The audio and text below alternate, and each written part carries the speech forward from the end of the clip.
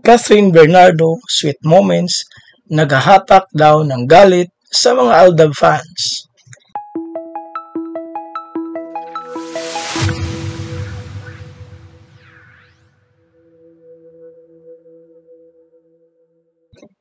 Maaring nagpadala ng malaking kilig sina Catherine Bernardo at Alden Richard sa mga fans sa kanilang interaksyon sa surprise birthday dinner ng actress.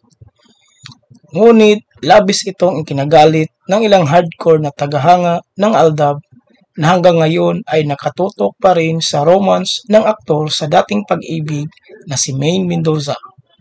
Ang Aldab ay isang portmanteau ng pangalan ni Richard at ang moniker ni Mendoza na Yaya Dab sa hit na segment na Kalye Serye na inimount ng noontime show na Itbulaga noong 2015. Napaka-phenomenal ng kanilang pagsasama kaya ang kanilang mga tagahanga ay bumuo ng isang fans club. Ang ilan sa mga miyembro ay talagang naniniwala na ang kanilang romance on screen ay totoo.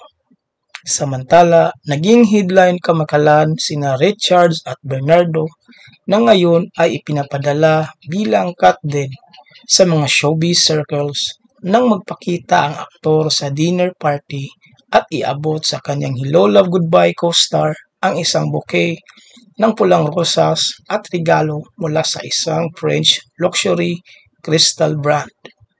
Nag-comment naman ang mga tagahanga ng Aldab na nagkomento sa social media tungkol sa kanilang pagkadismaya sa kapuso actor, habang ang ilan ay inaakusahan pa si Bernardo na walang respeto sa sarili.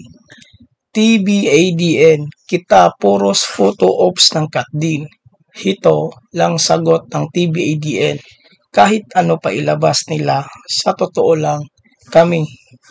Ang mag-asawa ay si Maine at Richards with 3 beautiful kids. Aldab pa rin.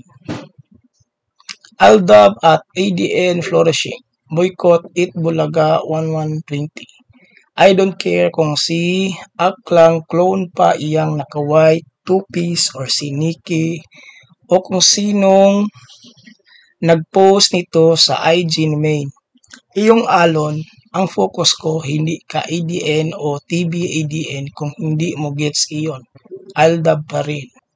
Boycott Itbulaga 1119. Aldab will be back. Aldab pa rin. No to solo projects. Aldab Michard forever. RFJ and NDMF together forever. Boycott Itbulaga 1120. No to solo projects. Pakialam ko ba sa inyong dito ako sa hindi nag-usap ng isusuot at laging coincidence na twinning. At sa totoo lang, hindi pwedeng makipag-twinning ng skinny jeans dahil alam nyo na, Aldab pa rin. No to solo projects.